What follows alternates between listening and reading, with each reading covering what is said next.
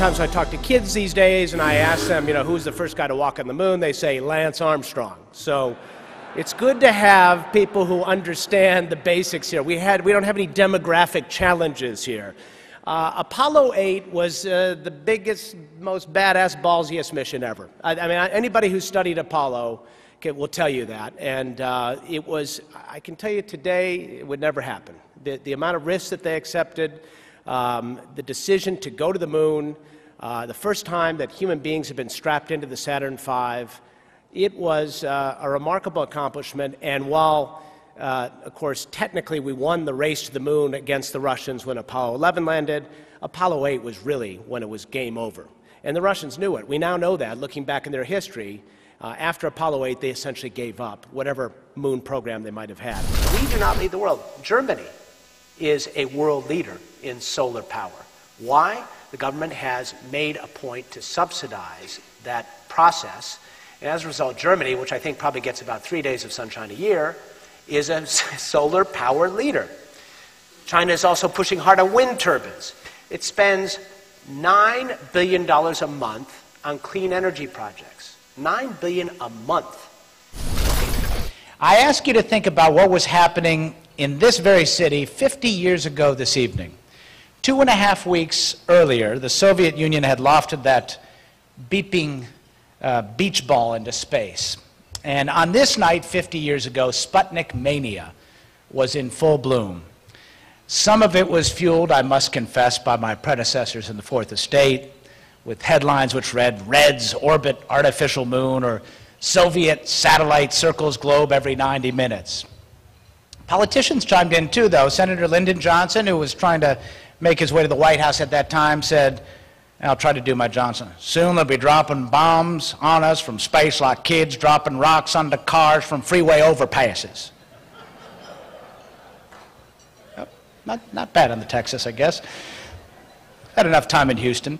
For von Braun, Sputnik was a defining moment. Those who knew him say he was filled with all kinds of competing emotions. There was frustration, of course, because he knew he and his team could have easily beaten Korolev. There was anger, of course, that the Russians had scored all those PR points.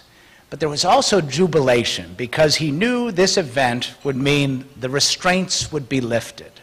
And the space age that he had prophesized and proselytized for so long was finally upon us.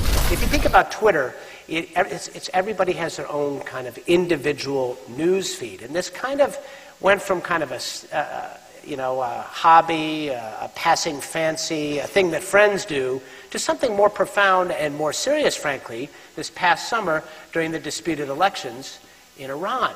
Because what happened was Twitter became an instantaneous means for people there to circumvent the oppressive regime there, get the word out, and of course information is the biggest enemy of a totalitarian regime. I want to ask you, Frank, first of all, the decision, this was the C mission.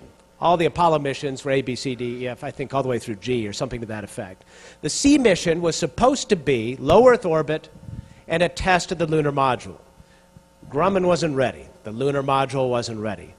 And this turned into a very different mission very quickly. Of course you recall. How were you told and what went through your mind when they said, hey, let's go to the moon? Well, we were out at Downey, beautiful Downey, California.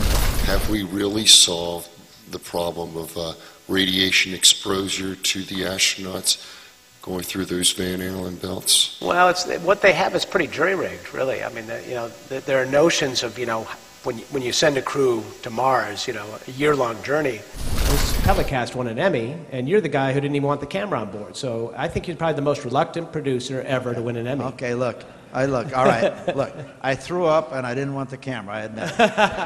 All right, so let's settle this picture thing. I got Jim Love on the line here. Jim, can you hear me all right?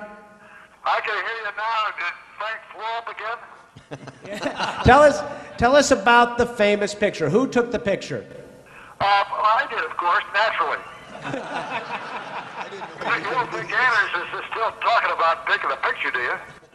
So it is your work, huh? And have you gotten royalties out of this over the years, or? No, Anders took the picture. We all agree on that now.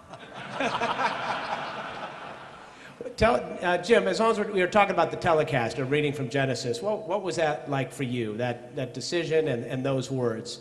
Obviously it had special meaning. A billion people supposedly watched that telecast. That's an amazing thing, isn't it? It's just the power of this social networking. CNN's over there with the big truck, and frankly, that our audience probably exceeded the daytime audience for CNN, and they're doing 2 minutes, which basically amounts to death watch coverage. They're not really covering the context of the mission, the reason they're going.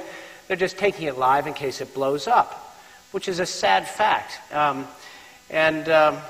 What we got to do is do this. And liftoff. You're watching Spaceflight Now, the Ares 1X test flight. We're continuing with some of our loyal sponsors on Spaceflight Now.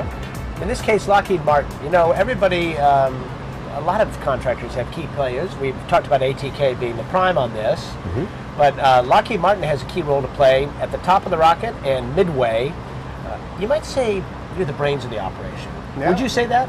Not with the ATK guys around, of course, but they're the brawn. Typically, the guidance system. This is the guidance system. You know, you're aligned. You can do. That's the guidance system. That's Ares 1X. Let's go down the range a little bit, a little farther to the south.